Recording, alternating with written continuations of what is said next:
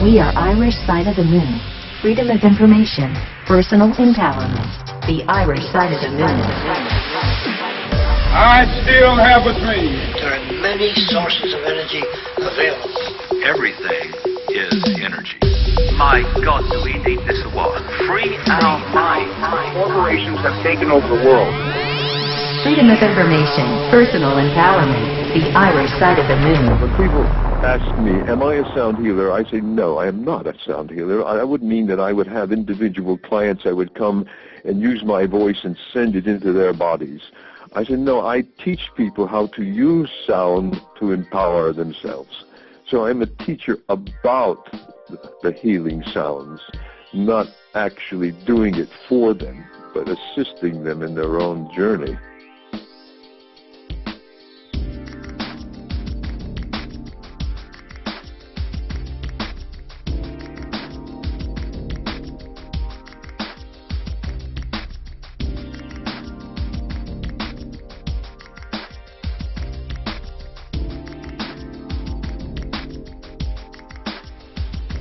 Hello, you're very welcome once again to the Irish Side of the Moon. This is Michael Leddy at the microphone. This is show 129 and the guest is James DeAngelo.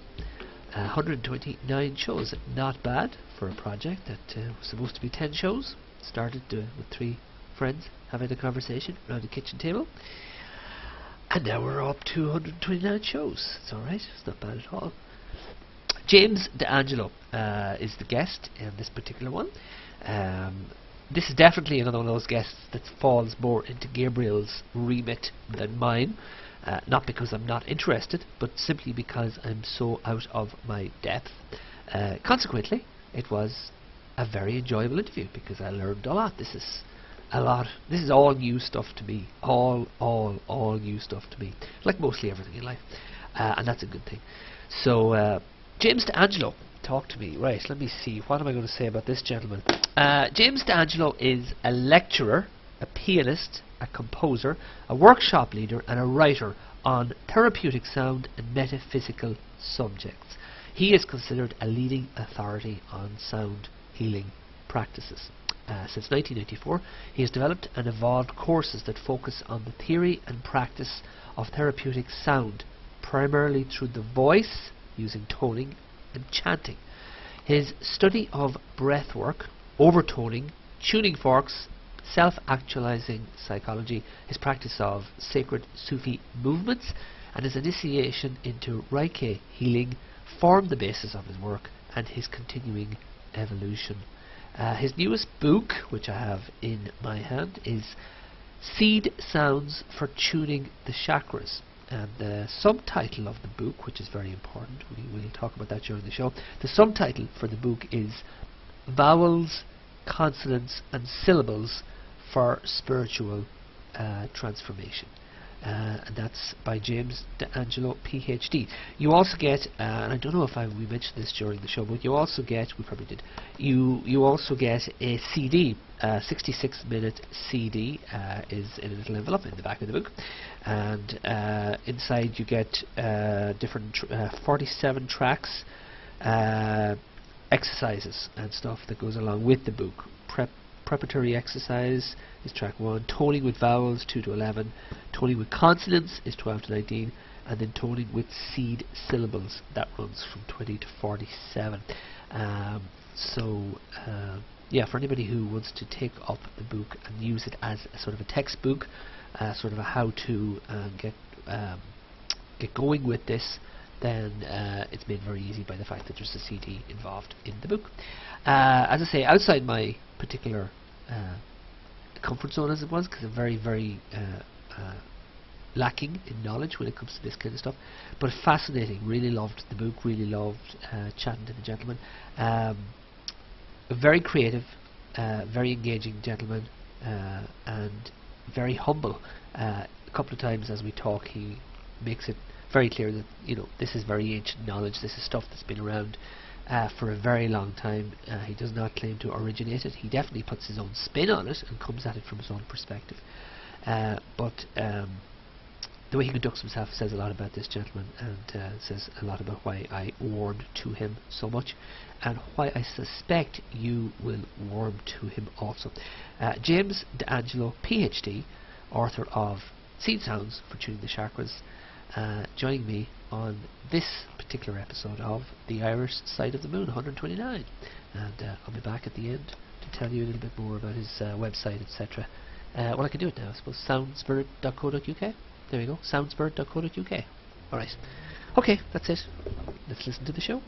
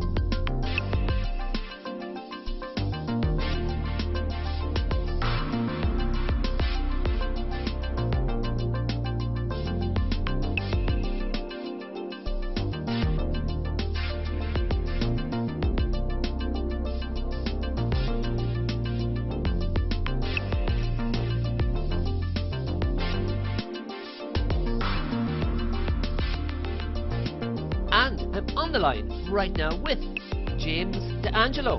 James, it's a pleasure to speak to you today. It's great to be with you, Michael. Yes, our technology got in our way the other day. The entire network was down in my part of the world. Nobody could get on the internet, and I couldn't get out to you. Well, I got to speak to you very briefly on the landline, but technology was working against us on that day, and today it has united us across the waters. Well, it's an auspicious day. It's All Saints' Day. Yes, it is. It's the start of a very important season, and start of and it's a beautiful morning here with me. I walking down this morning. It was an absolute pleasure. The sunshine. How is the weather with you? I'm afraid no sunshine here in Western England. No, well, no, it's overcast. And perhaps it's even drizzling with a bit of rain at the moment. You'll have to come over to the west of Ireland, where we're just basking in sunshine as we always do. Yes. We're here today to talk about seed sounds for tuning the chakras. Before we talk about that, and I always do this with everybody who joins us on the Irish Side of the Moon, we like to dive into the background of the person bringing the message, so we can all understand a little bit of how you came to be doing what you're doing today. Now, your journey, I think, would probably be a very interesting one. Turn the clock back to your youth, and I want to tell me, when you were a kid, were you drawn towards music? Were you drawn towards sound? Were there things in those early years that were starting to turn your interests towards what you're doing now? Well, of course, music began early with me. I remember going to my grandparents, and there was an upright piano, and immediately I went to this instrument and started believing that I was making music on it. Fortunately, my parents thought, oh, this child must have some musical ability, so I was given piano lessons, and so from about the age of 6, actually, I had two teachers over a period of about, I should say, until 13. And I was getting into music. I had a magical world, actually. I would improvise at the piano. I had no idea what I was doing. I would be like seeing a film in my mind and playing the underscore to the film. That was what I was doing. I wish I had a recording now of all of those improvisations. I never told my teacher, I never told my parents. They thought I was just practicing. That sounds fantastic. So I was very deeply into the sound world and the improvisation side of it. I did then so I could play in bands. I did go off and play clarinet and saxophone. I took that up in my sort of around the age of 12 and carried on with that. Then I had to make a decision, of course, when you come to the point of going to university. What was I going to study? Well, I actually enjoyed science, so I went with the science way, but it didn't quite work, and went to Columbia University in New York. You probably can hear from my accent I'm not British, although I'm living in England now. Yes, of course. Yes. And after a year, I started moving back into the world of music, and I first did music education. That wasn't satisfactory, actually. But I had a friend at a conservatory in New York called the Manhattan School of Music, excellent school, second only to the Juilliard School in New York, and that was a happy time. I went over and I really got into the deepest levels of music there. And it's interesting because for many people, music and even the background that you described would be a recreational and would be a fun thing, and it obviously was a lot of fun and there was a great level of creativity, but at somewhere along the line there was a switch where you began to appreciate a deeper level to what you were doing with regard to music and sound. Was there something you read? Was there some particular person that came into your life that somehow changed your perspective? Is there a moment where you began to look at what you were doing differently? Yes, but it was a long time in coming. I think the other strand alongside music was a search for meaning in my life. Okay. Therefore, I didn't know. I mean, I was reading, for example, the Transcendentalists of New England. I thought, well, this sort of thing, I was so naive, I didn't even think that sort of esoteric spiritual groups existed in the world. My 20s was a search for that, and I did finally discover a group. And it was, in a way, through music, because there was a particular man. He was the teacher of a singer, and I was collaborating with the singer in jazz, playing jazz. And he drew me into this group, and it really awakened me and began to put the pieces together of how the world really is, spiritually speaking. So that path, which is continued to this very day, yes, was a kind of seedbed for what was to happen once I arrived in England. Another key factor is I discovered a kind of music that was called overtoning. Okay.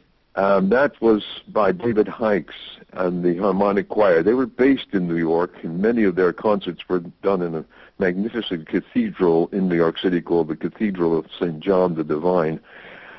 And I was just stunned by these magical sounds they were producing with their voices. And so I took the step of going to classes to learn how to do it with the group. But at that point, with my British wife, we had decided to leave the United States and make a new life in England. So I said to David Hikes, well, what can I do with this in England? And he pointed me in the direction of a woman who is perhaps the founder of the sound world, the sound healing world in the UK, and that's Jill Peirce. I attended a workshop of Peirce's, and then I had some private study with her to learn how to do the overtoning. And then with another man, an American called Roland Rackally. But I still wasn't on the path. I knew I wanted now to do something in the new age. But the society to which I belonged, the one that I mentioned earlier that I met when I was in my 20s, yes, they said to me one day, just out of the blue, this was the moment, they said, would you run some music workshops for us? And I said, yes, of course. And I did 2 of those. And it was just, because I've been teaching many, many years in college and university. And so it was natural for me to teach yes, in a situation like that. But that was the trigger. And I said, I can do more with this. Now what? Then I thought of what Jill Peirce was doing. I said, all right, I'll do the research. I'll start working with my voice, do reading and meet other people. And very gradually, I said, I think I'm ready to launch myself to empower people to work with sound. So that's the journey. That is a brilliant journey, because it's interesting to see the pieces fall into place. There's three major areas there. There's the search for meaning is a big part of that Yeah. foundation. Then there was the honest to goodness love and fascination with sound and music. That's another part of it. And then you mentioned very briefly the science aspect, the fact that you were drawn into the world of science, and although you said in your own words it didn't quite work out, that's obviously a part of the journey too, because in some respects the book, and we will talk about it after the break, but the book is almost, it's very textbooky in a good way. It's very informative in Yes. I really honed my skills writing over the years, and I think that my PhD work and all I put into that really did hone the skills of writing and articles that I wrote. So I've never had a trouble with language. Language has always been fascinating to me. Yes, and you really go into language and the nuts and bolts of it in the book, and I do want to talk about that. Okay, we're getting a picture, as I say, of your background and the engines that drove you and sent you on this particular path. You moved to England, okay, now what years are we talking about there? When did you actually make that move, that transition? The transition years were 1984 to 86. I wasn't sure whether I could make the transition. You know, changing countries professionally is not easy. Of course, yeah. Because I'm afraid the Brits at that time, you know, kind of looked down on Americans. I remember applying to have a teacher qualification in this country, and they said no first degree from an American university was good enough. I thought, well, what if I had graduated from Harvard or Yale? And it was extraordinary, because I had far more than that. But I thought, wow, well, what are you going to do? And speaking of adversity in one form or another, taking the path that you've taken, obviously you've come up against people who don't quite get what you're doing or don't understand it. How do you deal with those situations and get through to people who don't really buy into what you're saying when they first hear it? I tend to avoid them. I really do. I mean, there are people in my life that have no idea that I do these courses because they wouldn't understand. Yes. And yet I love them to bits. I think they're wonderful people, but this is not their world. You know. Yes, I love that. Particularly Christians will say. Yes. That I know, who are conventional in their ways and think, well, this is spooky stuff. Yes, it's unconventional stuff. Yeah, I love the honesty in your answer, and I always ask that question because it's part and parcel of the lives of so many people that we speak to on the Irish side of the moon. The idea that they're putting forward a very valuable and important message, but not everybody in their lives, maybe their personal lives or their professional lives, quite understands what the message is, and it's something you, I, every one of us has to make peace with, and how we deal with it. It always fascinates me because it's part of my life, it's part of all our lives, and I do like the honesty, and yes, it's better to avoid, and I like the way that you twist it around and you immediately focus on the positive, and you're quite correct. These are the people that we do in our lives. We do love them still, and they're such an important part of who we are, but they may not just get everything that we're talking about and every message that we're bringing. Yes. I'm really challenged in the courses that I lead. You know, I mean, people who come are the right people and they're receptive, but I give them honest answers to where knowledge comes from. You know, I'm not trying to impose anything upon them. I'm very open with them, and if they ask a question that I don't have an answer to it, I just say I don't know. Yes. Yeah. That's well. it. At a slightly different level. I had a background in teaching as well. I worked with adults, just simply working at IT, and again, that was definitely the right approach. When those times came up where you didn't know something, you're better off. You get respect, I think, from the people you're working with. I think you do, yes. Yeah, you just tell them flat out, I don't know yet, but I will find out, and I can find out. I always thought an educator, a teacher, it's not so much having all the knowledge in a knowledge base, it's having the tools to acquire it and pass it on.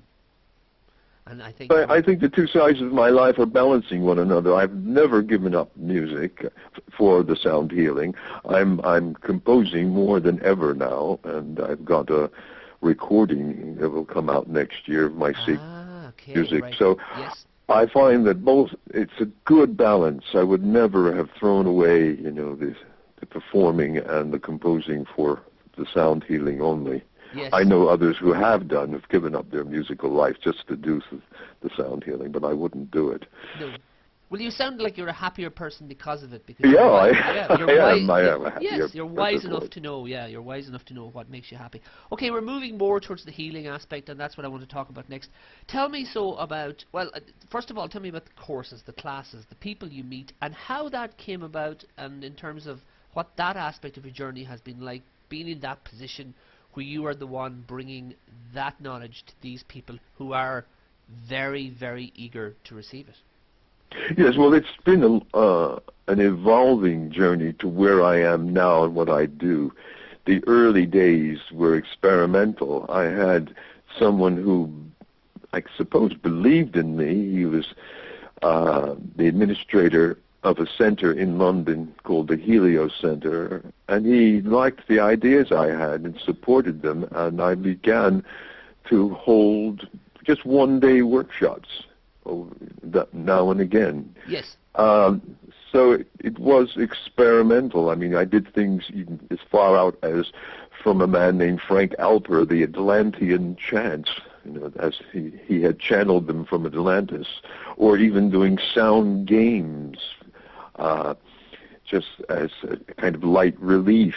It was a very kind of hodgepodge of things I was doing, but very gradually I began to see a pathway, and it became more and more focused.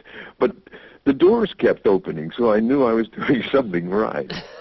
Especially in 2000, when the editor of a major sort of New Age journal here in England, it's called Caduceus. I write for it on and off. She met with the editor of a major publisher who said, "We're looking for someone to write a book about sound therapy," and she recommended me. And I went in for a meeting. She had seen my writing and thought it was fine. And I said to her, "Well, yes, I could write such a book. I'd have to do more research." And then it's like my spirit guide spoke through me and said, "But actually what I would like to do is to write about my own work." And all she said was, "All right," and that was it. Wow. Now that's magic, you see. That's beautiful. It's beautiful. I mean, and a year, maybe 15 months later, that book was published. That was the first book called Healing with the Voice, and came out in hardcover, beautifully done. Brilliant. So,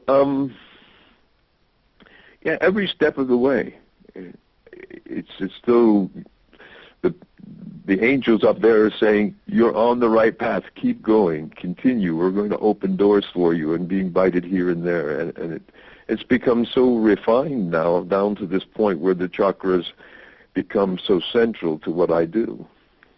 Well, you say in the book, and we'll talk about it very shortly now after the break, that the universe is one colossal network.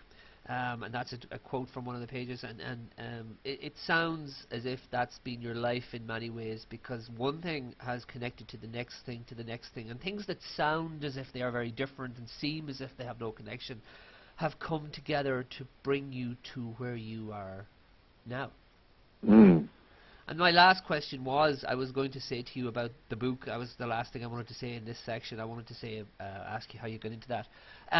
Tell me, so you've told me how you got into it. Tell me what it was like when that was out there, okay? And that is the healing power of the human voice. When that was out there and you started to get a response to that, what was that like for you in terms of being an educator, in terms of knowing now that your knowledge was gone out to people that you hadn't even met yet and that they were responding to it? Is that an empowering sensation? Yes, most definitely. I mean, the book went through phases. First there was the hardcover, Healing with the Voice. Then there was a softcover edition of it. of course, I was selling the book on the courses, and many people were taking it away. And Yes. I remember the first time someone asked me to sign it, I thought, why? I mean, I thought, I'm no one famous. That's all I felt, you see. Yes. Be that as it may, the company thought the sales of those books for them with their warehouse were not moving fast enough, and so they were about to remainder the books. And so I got back the rights, and through the good, I think partly through the good graces of a well-known man in the field of sound healing in the States, Jonathan Goldman, I was put in touch with Inner Traditions. They're an excellent company based in Vermont, and they took the book on. And I said, well, if you're going to take it on, I think it would be good this time around if we had a CD included in it so people can hear how I do the sounds. And they agreed to that. And it's had a very good run. It's still selling very well. I think with all things in life, it's especially books, but with many things, it's how you market it and how you find the right people. You could have the best information, but you might not be able to get it to the right people or make the people aware of it. I see it all the time with something like even TV shows. I might be watching something I really enjoy, but the ratings are really bad, and I know that, you know, if it wasn't on against whatever, American Idol or something, people probably would watch it. So it's the same thing with a book. I know that from the world of publishing as well. We're coming up to our first break. We've put together, I think, a good sketch of the journey that you've been on, and as I said there, the different elements that came together that put you on this path and brought you to the path where ultimately you were writing books. And we're going to return in a minute, and we're going to talk about seed sounds for tuning the chakras. Stay on the line, please. James D'Angelo will be right back.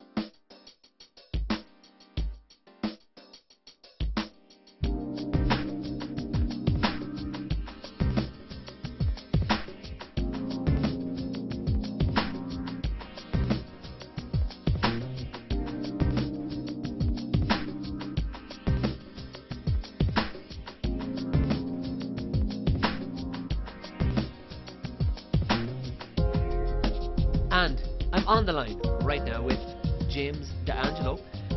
Great to have you on the show. Let's talk about this book, Seed Sounds for Tuning the Chakras. Tell me, what is this book about? Well, it's interesting. I put down the original title as The Sacred Alphabet. Okay, I like that, yeah. I liked it too, but the publishers wanted a title that said exactly what was contained in the book. But I did find their subtitle perfect, and I will say it now: Vowels, Consonants, and Syllables for Spiritual Transformation. They put that word spiritual transformation, and I thought, that's marvelous, because that's actually what I'm about. You know, I mean, I can see people want to gain something in their own being, yes, clear up things within their mental sphere, which is what the chakras represent, or even feel something physical. But to think that they put that word spiritual on the cover really impressed me. So it gets to the core of what it's it about. It gets to the core, because, look, the chakras, I consider that to be our soul life, because each of them is about an aspect of our psychology. And once we clear up our psychology, the more we clear it up, the more we can be spiritual beings, where we clear put away the clouds and get the sunshine in. I do think, when people talk about their soul, I think chakras are compartments of the soul. That might be a good way of describing them. Okay. And that made sense to me to say that these chakras are vibrating at particular frequencies. And like homeopathy, like with like, you put into them particular vibrations and ask them to move towards that, to resonate or sympathetically with them. Yes. Okay? And there are choices because they're complex energy centers. And so there are choices, and that's why it's both vowels, consonants, and syllables. And in this way, because people are individual, they can come away from a course and make their own choices. Yes, that vowel worked for me, that consonant works for me, but that didn't work, or that syllable. So they have the options there. No, I'm not being rigid about saying you must do this, you must do that. You're an individual. What is working for you? Use that one. Okay, to simplify it again and to just put the words back, you're putting together what you have here, what I have in my hand, so is it's a textbook, it's a guidebook. Yes. And as you say, by taking each of these sounds, by finding out what works for you, you are able to resonate with each of these compartments within you, each of the chakras, and because each one of those is significant with regard to an aspect of your psychology, that then will have, in theory, a transformational effect on yourself spiritually. Am I coming close to kind of... Yes, I think you summarized it very well. Because somehow the centers are being inhibited because of our, I'm going to use this word, our karma, what we've brought into this life and possibly what we're adding to it. The limitations. They're being held there because that frequency, that spin, isn't as it should be. So we're using the vowels as a kind of vibrational medicine to bring them into even perhaps getting them to spin in the correct direction, because the word chakra means wheel in the Sanskrit word from India. So that is the principle on which it's done. But in effect, I'm also teaching what you might call mantra meditation, because once I have people do the sounds aloud, I said, well, you can't go on indefinitely doing them aloud. It's exhausting. I mean, if I asked you to do them for 15 minutes nonstop, you begin thinking, I can't go on with this. And you don't have to, because once the sound is established in the psyche, it can carry on of its own and still go on doing the work. Really? Okay, Oh, yes. Fascinating. Okay, that's a because really... you've planted it, That's why the word seed is a very good word. It's what do you do with this? You plant it. If you've planted it in, I'll call it the higher mind, it now has a life of its own, and you just rest in the sound. Just follow it. Let it go on. And, of course, that's what you do when you meditate on a mantra. Yes, yes. Okay, let's look at the structure of the book. Let's look at the structure. Okay, the first couple of chapters are very informative. There's a lot of background information. It looks like a lot of research has gone into this. You dive into the words. You dive into the words of language, the meaning of it. You quote the Bible a lot. You quote different versions. You look at the meaning of ideas. Yes. You go back to the idea of sound as creation, vibration as creation, as to correctly quote you. The idea that God created. Talk to me about that. Talk to me a little bit about that, because that is really huge. These are huge ideas that you're putting forward. I know it's huge. It's a huge idea. There's an astronomer what does he call it? Big Bang Acoustics. He's in a university in Virginia, and he said that our universe began not at the Big Bang, but it began as a whisper. Now that was a fascinating idea, and then it gradually grew and became a roar. So perhaps, our own little solar system had a big bang, but looking beyond it, it could be this idea that it would just oozed out, because at some point in space, something was just burbling and then decided, let us have a creation, and sent out this enormous vibration that had an infinite number of overtones and undertones that could then begin to shape matter. You see? Yes, I love these ideas. I have to say that I was reading. Oh, yeah, well, but it's in there in the ancient texts. I mean, this is what you would get if you read the scriptures of Hinduism. Okay, and it's brilliant because it gives so much credence to everything else that you say in the rest of the book, because it really, by opening the book with this background information, literally, you really give an incredible respect to the idea of the power of sound and what sound can do, universal sound, and then you bring it right down to the individual. You bring it down to me and the idea of what I could do if I was to practice. Yeah, it's kind of as above, so below, the macrocosm, and we're the microcosm. Yes. Yes, and it fits together. The research and the information, a lot of that stuff, you put it across very passionately, because it's obviously, I think it's obviously not just research, but it's obviously fun. This kind of information seems to really resonate with you. Yes, of course. I mean, I receive as much benefit from it. I mean, by presenting this. You see, when people ask me, am I a sound healer, I say, no, I am not a sound healer. I would mean that I would have individual clients. I would come and use my voice and send it into their bodies.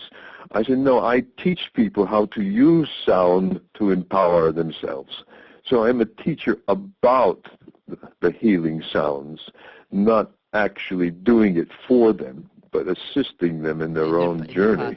And that's the next question. You're leading me on very nicely. Who is the book for? Who is the book for? The person who's listening to us talk right now, maybe they have no experience of meditation, they have no experience of yoga, they have no experience of anything of this ilk. Is the book for them? Is it for somebody who is already experienced with some of these spiritual practices? Who did you think of when you were putting it together? Who's your target? Who should pick this up and get books from it? It's people who want to be transformative in their life. So when I put out the blurbs for the workshops, I always say no experience is necessary. I take people's voices where they are. Yes, I will do some preliminary warm-ups with their voices at the beginning, of whether it's how many days it is. But that's just a warm-up. I'm not really trying to alter their voices and making them sound better. So I take them where they are, and they have to be wanting to feel. They have to have in themselves the feeling that, yes, that makes sense to use vibration to work on my psychology. And that's the point, because there's so many paths out there, Michael, aren't there, that people can choose. Yes. And I say often at the beginning of a workshop, you're very brave to come on this and use your voices, because look at all the people that don't like their voices or think their voices aren't any good, and so forth and so on. So the fact, well, it's a standard thing, but even the idea of speaking in public is something that terrifies so many people, because okay, they're probably self-conscious, but B, it's as if they don't have any appreciation of what their voice can do and how empowering it is. I mean, I was very fortunate in my education at my school. I got a chance to perform, I got a chance to debate. It was part of what we did, and it was a huge part of my growth, my self-confidence, speaking in front of groups, and I began to appreciate that aspect of it. So yeah, you make a very good point. People can be unaware of what their voice can do in any respect, not just in respect of what you are talking about, but in other respects as well. Yes, and in the workshops, an objective is to keep people completely relaxed. Don't introduce anything that would cause tension. So that is one of the reasons why when we do the sounds, I allow them to choose any note to come out, multiplicity. I say, Unity is not about everyone being on the same note at all. So anyone who is so-called tone deaf cannot match the note that I would give out. There's no problem. Because if I went over to them and said, "Excuse me, but you're on the wrong note," that would create an anxiety, and that's not what I'm about. Yeah, that's not, that wouldn't be. So, yes. I minimize the idea of everybody being on the same note, and they realize that there's a richness of multiplicity when we all do it in a group, of many tones coming together. So it's effective, actually. Yeah. Okay, let's specifically look at one. Let's pick a sound, and I want you to educate me a little bit. Tell me something that I could do with you right now, some sound that you might take me, if I was sitting there, if I was part of your workshop, if I was in the group, what might you do with me, and what might I learn from it? So is there some particular sound that we would begin with, some particular vowel, some particular method that you would take me if I walked in and I'm a beginner and it's all new to me? All right. I don't begin with this sound, but I think the most basic healing sound that human beings have is humming. That sound, it's so fundamental. It's probably the first sound that a baby will make. And if you read the Upanishads, that sound is described as the sound of the self. It's our self-identity. And I have people hum, and I give them certain extra added attractions here. One is I get them to pulsate. And pulsation is a factor because going to the source of sound begins as pulsation, a beating, and it's much more effective than just holding the sound. So I'll have them do it that way, like this.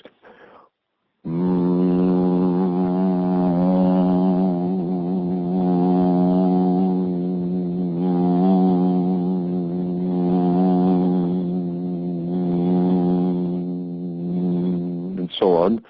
I also ask them, and this comes out of Eastern medicine tradition, of the inner smile.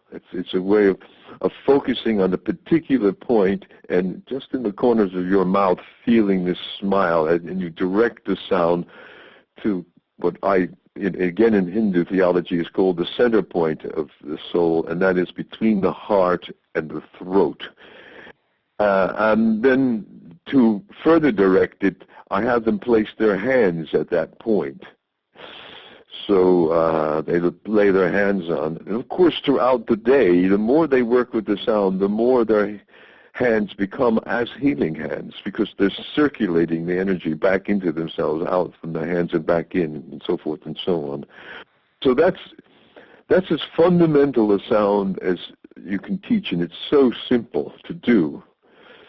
You know, and it covers really all the chakras, because if you look at the seed sounds in Tantra Yoga, which I use, the first 5 all end with a humming sound, as in, for example, the one for the solar plexus.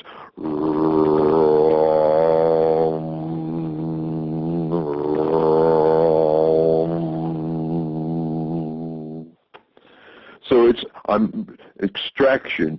That's what I do with the people with consonances. The consonances are derived from the Tantra Yoga syllables. And they are the consonants, as I like to explain, it's as though you take vitamins and minerals. The vowels are the vitamins, the consonants are the minerals. And okay. So I extract the opening sound, which is directing it towards the particular energy center. And so it becomes a focus, and it becomes more intense that way.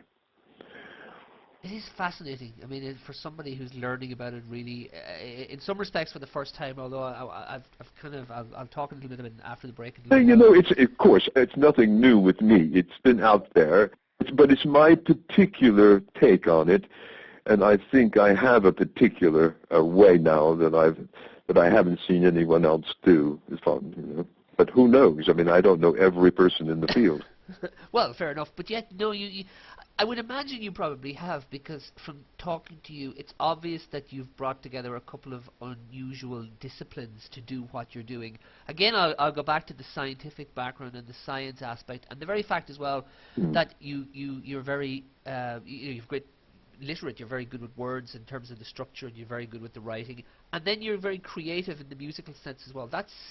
That's quite a package to bring together, and I would imagine that, yes, it's given you a signature that is specifically yours. Talk to me a little bit about the healing aspect and the impact this can have. Are you aware of these kind of practices having an impact on somebody's life in terms of their emotional well-being, or something that you can... Maybe a person you've dealt with, somebody from your workshop, who might have come back to you and might have said to you, this has really altered my perspective. Yes, people have come back to me, and just doing one of the things that I taught them. I mean, I remember one person I did, it was a particular a mantric sound. In fact, it was because I don't do exclusively work with the chakras.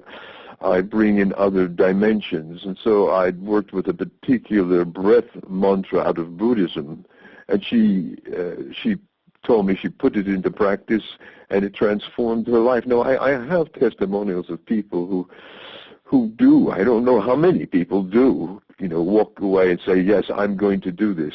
That's the difficulty. It's such a discipline to do even meditation, to be consistent day in and day out, to do these things. I think people might start, and then life takes over, and that's pull of the world.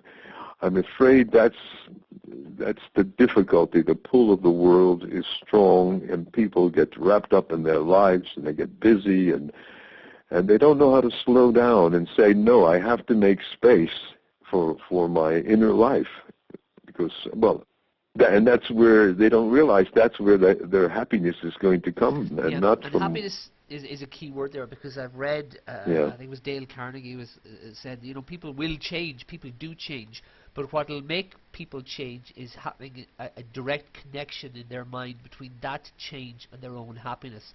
And once they believe that this fundamental change will make them happier, they're more likely to do it. And this is the key thing to what you're talking about. I think in the background information you give, I think a student of this particular practice, this philosophy, who can see that it might make them happier, can believe, are more likely, because it is a fundamental change, and you're quite correct, life does get in the way. I'm interested in this. I'm very much on a learning curve myself with the Irish Side of the Moon, this show, speaking to people like yourself. Yes. And I do strive to learn and put these things into practice over the last 3.5 years. But sometimes, even stress is like, for a perfect example, our original attempt to conduct this interview was kiboshed by technology, and it was very stressful, and I was trying to rise above it the other morning and just take it as something that comes your way, and you just move on, and trying to be enlightened about it and not carry the weight of it around with me for the rest of the day. But it did, I'm trying to get closer to these practices, but yeah, I was really annoyed. I'm trying to be better. Yes. Yes, the world does. Yes, you do have to work at it. It becomes an attitude that it can be cultivated. That everything as it should be. It's just the letting go process. Why be annoyed? It's expect it. Expect things to go wrong. That's what I feel. Yes. And then they just roll away. So. I have a radio program myself that I do once a month, interviewing people on Stroud FM here in England. And yesterday we had was it yesterday? On Tuesday it was a glitch where the person brought in music on a memory stick, and it had something to do with iTunes, and the music wasn't actually there. Well, we just practiced patience, and just by being present, someone came in and says, "Oh, I can deal with that," and eventually it was put right. You see, so I think you put up barriers when you start becoming annoyed. You actually prevent the solution from entering. Ooh, I like that. I like what you just said. I like that a lot. Very, very true. Yeah, you put up barriers. Okay, we're going to take a short break. I want to talk again. Okay, the book is Seed Sounds for Tuning the Chakras, and you pointed towards the subtitle, Vowels, Consonants, and Syllables for Spiritual Transformation. Where do people get it? You have a website. They can get it off Amazon. Direct listeners to your website for me, please. Direct them towards the anywhere they can find out more about your work and more about this particular book. Yes, well, of course, Amazon. I mean, there's nothing you seemingly can't get on Amazon, but you can also get it through my website. I'm about to get it up on. I haven't actually got it up on there. I have the other book up, and my website is www.soundspirit, one word, soundspirit.co.uk. And you were saying you have a radio show as well. Is that accessible online? Yes, that is on www.stroud, STROUDFM.co.uk. It's not, the shows, I'm afraid, are not archived, so I don't know if people would catch it, because I come on just once a month. I'm sharing the program with another presenter. I got you, yes. Okay, they're not archived, but if people are accessible, yes. Okay. Well, I mean, this, you could say, I mean, this coming Sunday, 3 o'clock UK time, that's the 4th of November, I'm interviewing a fascinating researcher into ancient history, ancient knowledge, the true story of Genesis. Okay. Yeah, this will be broadcast after that date, unfortunately, because we have a few stored up. We always record our shows, and then we always have 2 or 3 ready to rock and roll whenever we want to use them. So I think this will be going out after that date. Stay on the line with me, because I want to come back and we'll talk some more about how you do what you do. It's been a pleasure so far. Stay on the line with me, please. James D'Angelo will be right back after this break on the Irish Side of the Moon.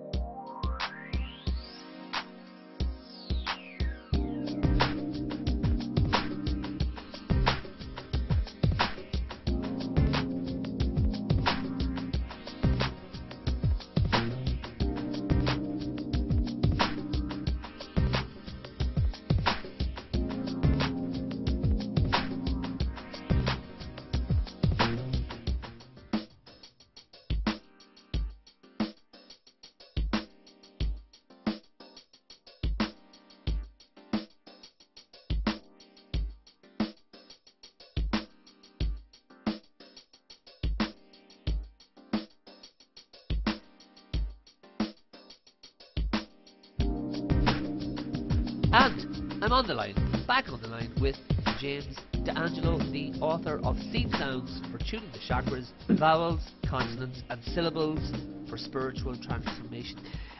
Moving into the last part of the show, always like to ask some guests, all guests, some questions. How do you do what you do, your work practices, in terms of, are you one of those people who's up bright and early in the morning? Do you have your inspiration with the dawn? Are you one of those people like myself? I'm one of those people who works through the night. I'm most inspired at 2 a.m. and that's when I do my best work. What's your work methods? What can we learn from the way you work? Are you very structured, or are you creative? Yes, I'm structured. I'm constantly making plans and writing lists of things to be done and people to be contacted, what I'm going to do on any particular day. I'm not tending to be too early a riser. I think I'm probably waking around 7 a.m. in the morning. I find that actually I've got masses of energy, and so come midnight I think, well, I'd better go to bed because otherwise I throw the whole thing out of kilter. But I could feel that I could just keep going on, and I'll work at, particularly, for example, writing my music in musical notation. I've got a software package, and I will tend to do that in the evenings. I won't practice the piano in the evenings because of my neighbors, so I do all my practice during the daytime. Brilliant.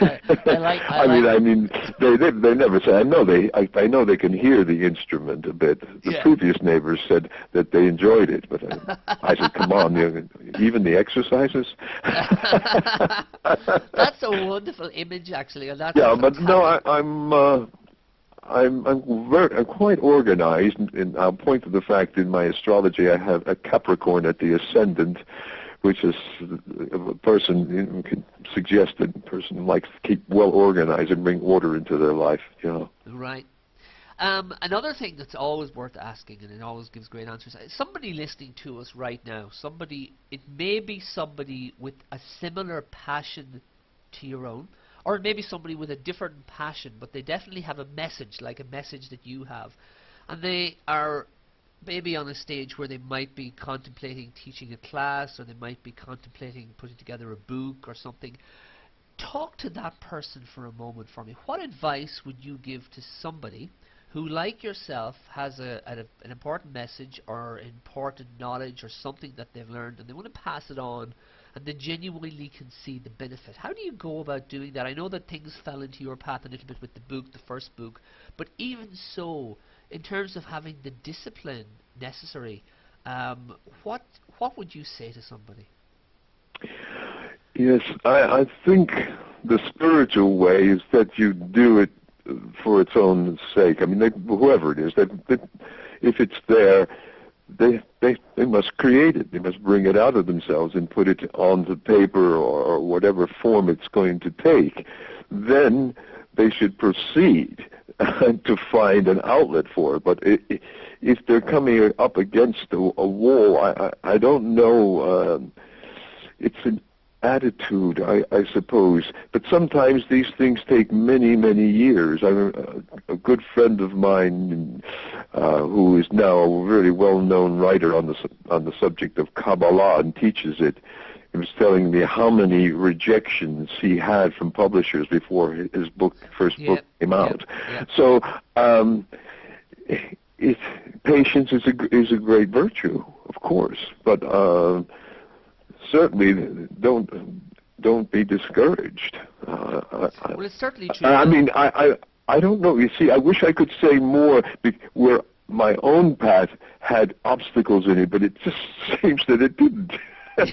And then I could say more when I overcame that obstacle or this obstacle. Yes, but I found that, as I said earlier in the interview, doors were opening and saying, yes, you're doing the right thing. Keep carrying on, But I think, is that in itself an important message? Because in many ways, the message there is for people to be aware. Because if you pay attention to the signs, and this has come up with a couple of other guests on the show, if you're aware of the signs, sometimes doors will open. I mean, here's a question. Would you say that sometimes doors open for people and they are completely oblivious of it? They power on past? I think another thing is people should be sociable. They should go out into the world and join things and be because that's where you meet that one other person that could help you through the door. Yes, like-minded people. Yes. I mean, here's an interesting situation that shows how you're directed. I had another publisher. Well, they weren't actually publishers. They were book packagers. They were middle ground people who sold ideas to publishers. And somehow they got on to me, and they sent an editor to come to one of my courses. She liked what she saw. We had discussions. They'd seen my writing. So everything was in place. And she said, well, now it's time to meet with the executives of these book packagers. And I think, fortunately, on the day I was feeling a bit under the weather, and that's good because it even makes you feel, relaxed. Began, giving me a very hard sell about all that they were going to do.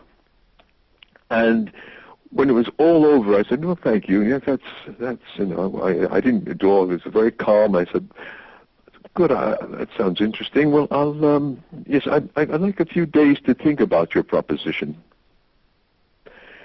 And a few days later, I received a letter that said simply, well, we see you're not really enthusiastic about this project. In effect, goodbye. And that was the end. Right. but the point is that by my acting and behaving in that way, by giving space and time to think it over, I got a far better deal with the publishers that were just around the corner. Yes. Had I accepted those packages because I was hungry for fame or something like that, it would have been a disaster. Yep, I know exactly. So that is a key point. Be careful, even when you're going out there. Don't be too hungry for it. Really pay attention to what you're getting into. Very wise. Very wise words. It's interesting, actually. Now, on a personal, as I said, this is all very new information to me. Everything we cover on the show, I'm very much, as I say, on a learning curve. But definitely with this book, it struck a couple of chords, and I want to tell you a little story. This is, I'll keep it as short as I can, but I think this will be of interest to you and to our listeners. It was around the page, I'm going to have it open here in front of me, 86, and you talk about preliminary exercises. It's in one of the appendices. Yep. You're talking about gibberish, using gibberish, and you go into the specifics of physically what somebody does. And I began to, it really struck a chord to me, because about at the start of the year, 10 months ago, I got involved in my local community with a drama group. I like performing. I used to perform years ago. And there's a fantastic director, tutor, a gentleman put together a group in the evenings. He didn't expect very many people to turn up. He thought he might get 10 people for 6 weeks. He ended up getting something like 54 people on the first night. Totally overwhelmed him. And he restructured the whole thing, and we ended up putting on a show. We have another couple of shows coming up. He opened up different workshops and different things. What he did was he took the 3-hour sessions and he divided them in half. And the first 90 minutes was, and I must ask this man the next time I see him what his background is, but he took a lot of very, we spent a lot of time performing yoga positions and doing a lot of vocal exercises, and we spent a lot of time working on many of the sort of things that you describe in the book, the breath work, the gibberish, focusing particularly on vowels. And for extended periods of 5-10 minutes he would get us all to chant, he got us all to hum, and he talked in terms of how it was loosening us up and preparing us, and he wanted to bond us. And what's fascinating, and this is the point of my story, what's fascinating for me is the amazing impact that all of this has had on that group of people. He divided us into 2 groups. There was about 20 in each group, and we've all become very close friends in this community. And in the last 10 months, more than half of that group, and I won't really go into any details, but more than half of the group, outside of the drama experience, have made profound, including myself, profound changes in their lives in terms of ending things, beginning things, making life-changing decisions. And we're all very aware of the fact that we have taken a great deal of strength from being together, and comfort and confidence from being around each other and from being around this man. But we're also very much aware that the things he has got us to do, the exercises he has got us to do, have done a lot to bond us and to make us more comfortable and to make us. One of the guys, Gabriel, who does interviews for Irish Side of the Moon, he wasn't aware that I was doing this for a couple of months. I came up at a meeting, one of our team meetings last spring, and he was saying, "There's really been a change in you, Michael, in terms of various ideas I was putting forward." And when I told him about the group and when I told him what we were doing, he was like, "That's what it is." And then I read your book. I'm reading your book last weekend, and I get to that section, and I'm like, oh my goodness me, there's so much here. And I have to be honest, it was only as I was really doing the appendices I really made the connection. And it's amazing, and it really makes me believe that so much of your message works, because although I haven't done your workshop, and although I've never done anything like what's in this book, I've done so many of these exercises. And again, I must ask the man who does that workshop with us what his background is, because it's obvious that he has read some of the same spiritual work that you have. But I can tell you, it really has had an effect on us, on this group of people. And that is amazing to me. It's probably, as you say, you have testimonials, but it is amazing how this can impact and bring peace and a sense of center to people just by doing these vocal exercises and humming. You mentioned humming, and we did that as a group. we stand in a circle, and we would, and various people, and then different people, he would ask us to bring different tones to the group and to find your place within the group. And extraordinary experience for somebody like me who's, as I say, on a learning curve. Absolutely extraordinary and very rewarding. Yes, yes, yes, yes. Well, that's our essence, you see. And the point is that when we're out of ourselves, the vibrations are also out of tune. So, yes. very simple way of bringing yourself back. It's not the be-all and end-all of the spiritual path. I think knowledge is important, devotion. There's a lot of qualities we need, but certainly this is practical. That's why I call these things, you were calling them exercises. I call all of them rituals. Okay. And ritual is a powerful word because it's something you do to awaken you to reality. You see, it brings an order. It comes from a Sanskrit word rita, which means to bring universal order. So I say to my participants, please don't call these exercises. Okay, yeah. That's fine, except for the vocal stuff we do at the beginning. Yes, but once we're into the main event, as it were, that's a ritual we're about to perform, and it feels like it. It feels like we become like indigenous people, calling out to the gods. Yes. Well, I mean, that also strikes a chord, because you mentioned different cultures. You mentioned the monks. At one stage in the book, you talk about monks. Here we go, Tibetan monks projecting their consciousness. The idea of sound as a ritual, the idea of chanting as a ritual. Yeah. It's ancient. It's part of so many. It's ancient. Yeah. Yeah, and and what you're doing again is you're putting your own signature and your own stamp. Sure. On Well, it, we're coming full circle. We're coming back to the ancient knowledge, and whatever this turning point is, the 2012 date, which is supposed to be so significant, something is occurring, and that is laying the groundwork. Some seeds now are being planted for the future of the Earth, but the Earth might still have to go through some cataclysm before that we get there. Who knows? Who knows? Okay. As we come into the final minutes of our conversation, I wanted to ask you about the future. I wanted to ask you about your next project, what you're working on. What's next for you? What does next year bring for you? Yeah, well, that is really about my life as a composer. As I think I said earlier, I've just completed a recording with the Washington National Cathedral Choir of my sacred choral music and organ, and that should be out on a label sometime next year. I'm also quite thrilled that I'm on the Three Choirs Festival here in England. It's the oldest and very well-known festival, and I have a piece on the festival. I'm also performing there. So there are two big events for me. And that's on the horizon. Yeah. And I think it's also probably true. I mean, the idea of stepping away from one aspect of your life to embrace another, and then stepping back, it's a way of energizing, because you're not always doing the same thing. You're not always humming the same note, as it were. And then you're more energized when you come back to do the next thing and return to do. Exactly right.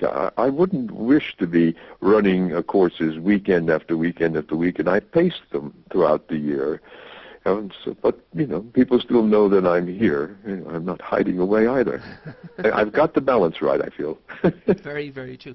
Okay, closing words. You're giving words of wisdom. If you could boil it all down to one wise saying to leave our listener with, somebody who's out there, and you really want them to listen to one aspect of what you've told us. Well, I tell you something. It could be, actually, the quotation at the beginning of the book by Rachel Naomi Remen, and she wrote, "Somewhere deep inside there is a sound that is mine alone, and I struggle daily to hear it and tune my life to it." That's brilliant. We will direct people to the website, your website, and again the book is Seed Sounds for Tuning the Chakras, and the subtitle, Vowels, Consonants and Syllables for Spiritual Transformation. It tells it all. It's exactly Does exactly what it says on the tin, as the old commercial used to say on TV. James, it was a pleasure to talk Well, to you. thank you for having me on the. Absolutely. I enjoyed it very much. And I'm glad we finally got to do it. Technology did not let us down. I wish you every success with this work, with this book, but also with the musical aspects and with everything that's on the horizon. It sounds like the next 12, 14 months are going to be very interesting for you, and there'll be more people, I'm sure, getting you to sign your name on something, whether you think that you're worthy of it or not. And we yes, that you are. Hopefully we'll speak again. Thank you for making time for us on the Irish Side of the Moon. Thank you. Goodbye.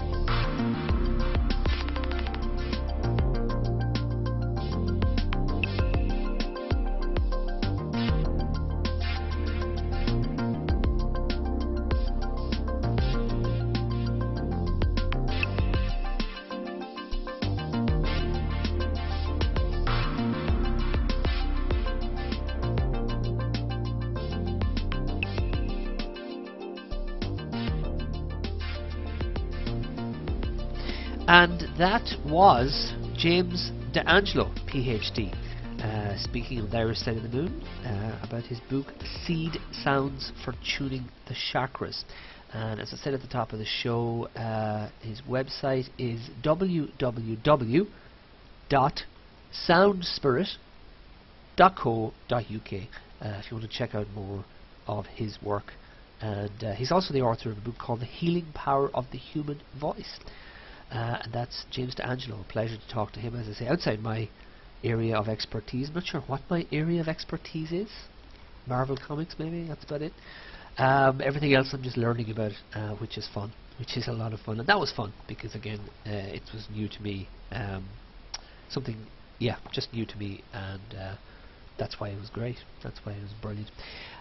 That's James' website, the soundspirit.co.uk, directing you briefly to our website. I'm going to talk a little bit about the Irish Side of the Moon's website, www.theirishsideofthemoon.ie.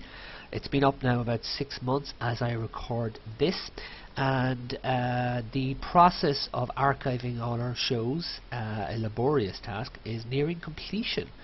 Up to now, our shows were available through Blogger. Well, that's not strictly true, actually. The Hipcast service that we were using, we're no longer using it. So at the moment, for a couple of months there were some of the shows in limbo, as it were, because you couldn't really access them. But that's changing. They are now available again through the website. They say they're not all there yet as I record this, but bit by bit they're appearing on the website. So I want to direct you towards some of the shows, and I decided to pick the starting point of show 93. That was Gabriel's first show back for his season. I had finished up at show 92, and he came back in at 93, so I'm going to direct you to a couple of those shows that you can get them through our website. 93 was, the topic was Advanced Civilizations of Prehistoric America. The examination of 4 great civilizations that existed before Columbus's arrival in North America offers evidence of sustained contact between the old and new worlds. Frank Joseph was the guest on the show, chatting to Gabriel. Frank Joseph has been the editor-in-chief of Agent American magazine since 1993. He is the author of 20 books, wow, about prehistory, and is a frequent guest speaker at various archaeological societies around the world. So if that piques your interest, and why wouldn't it, check out our website to hear that particular interview. 94, moving on, the subject is Atlantis Beneath the Ice. Rand Flem Ath explains, in this particular show, talking to Gabriel, explains the scientific and mythological evidence behind the theory that Antarctica was once Atlantis. Rand Flem Ath is a librarian and author who has published a number of books. He has appeared on the History Channel, Discovery Channel, NBC, CBC and the BBC, as well as on numerous radio shows. I myself am only catching up with Gabriel's shows now. As I say, I was away for a long time. Well, not that long really, a few months, but a lot happened while I was away. So this was one of the shows that I hadn't heard. That whole block I hadn't heard really, to be honest. So I got a chance to listen to it about 2 weeks ago for the very first time, and I really enjoyed it because, again, it's not something I know very much about, but Atlantis does fascinate me, and it was a great show. So that's show number 94. You can go to our website and look under guests for Rand Flynn Ath. I'm also going to direct you towards our Tumblr, theirishsideofthemoon.tumblr.com. At the moment, all of these shows that are being added to the website are being archived, I should say. They're not brand new shows, but they're new to the website and probably new to a lot of listeners. They're appearing, there's a link appearing every day on Tumblr to make people aware that they're out there, I suppose, because we want to spread the word. These are good interviews, they're good guests, so it's worth getting what they say out there to other avenues, and Tumblr is a good one, so enjoy playing with that. 94, 95, moving up to 95, the show topic is Healing from Heaven. Daniel Ryan joins Gabriel on the show and recounts personal stories of patients connecting with departed loved ones who helped facilitate their healing. Daniel Ryan is a dynamic healer, mystic and spiritual medium. He has also been in active practice as a board certified doctor of chiropractic since 1988. Dr. Ryan is internationally known for his many television appearances and for his workshops where he teaches meditation and acts as a conduit for spiritual communication and trans-dimensional healing. He holds a Bachelor of Science degree in human biology and a doctorate degree in chiropractic as well. A bit of repetition there in that bio, need to check that. That's another one of the shows that I had not heard when it was brand new, but I did hear it about 2 weeks ago as I started archiving them and refreshing the links, etc. So yeah, very different kind of show. Definitely more into Gabriel's remit than my own, and we had a bit of an email communication, just reached out to him afterwards. Some very personal happened during that particular show, and I wanted to chat to Gabriel about that. He's overseas at the moment, so we're emailing back and forward. Interesting show, yeah, interesting show. Daniel Ryan, that was show number 95. 96, The Secret Life of Genius. Now, interesting. Throughout history, many famous men and women have had encounters with the supernatural. And John Chambers joins Gabriel to explain. John Chambers has published numerous articles on subjects ranging from ocean shipping to mall sprawl to alien abduction. He is a Master of Arts in English from the University of Toronto and has spent 3 years at the University of Paris. He has been a full-time English instructor at Dawson College, Canada, as well as assistant editor at McGraw-Hill Publishing and managing editor at International Thompson Publishing as well. 96 I did not listen to very deliberately because Shane had the book, a show that I did towards the end of the summer. I think it might have been the Chris Carter show. Really piqued my curiosity, and in conversation with Shane, he drew my attention to the fact that there was an entire show about something similar. He was referring to this one, and we have so many books at this stage from various guests, various publishers. He passed the book on to me. It's here somewhere beside me. So I made the plan to read through that book myself before I listened to the show, and that's what I am going to do. So I haven't had a chance yet to do that, but I want to have a look through that book, and it was the Abraham Lincoln story that Chris Carter told on his show, if memory serves. And I can be honest and tell you that after 130 shows at this stage, because there's another one recorded in the bag and ready to go up next week, sometimes to my shame I lose track of what was said on what show and so forth, so to some degree. But yeah, that's what it was, and that's why we were in conversation. So that's a show I'm looking forward to listening to, but I have not listened to it for that particular reason, because I want to read the book first, or at least read chunks of it. Reading several books on the offshot of the book. Still finishing off Howard Bloom's book. Reading a Douglas Rushkoff book that I did not read before, and I'm going through Matthew Dentett's website, checking his various articles and various things. I still have his thesis to read. It's on my to-read list. Very, very, very much looking forward to that. Just have to find time for it. In the closing seconds, I'll direct you to show 97. From 1990 to 1995, Dr. Rick Strassman conducted US government-approved and funded clinical research at the University of New Mexico, in which he injected 60 volunteers with DMT, one of the most powerful psychedelics known. His detailed account of those sessions is an extraordinarily riveting inquiry into the nature of the human mind and the therapeutic potential of psychedelics. That's show number 97, DMT, the spirit molecule. And that was another one of Gabriel's shows from earlier in the summer. It's now on the website, archived. Some of these, I think all of those were not previously on the website, or maybe I'm thinking of other ones, but there was a chunk of shows that are up there now. www.theirishsideofthemoon.ie. Michael Leddy signing off. We are Irish Side of the Moon. Freedom of information, personal empowerment. The Irish Side of the Moon. I still have a dream. This is just a ride. We can change it anytime we want. It's only a choice. No effort, no work, no job, no savings of money. A choice right now between fear and love.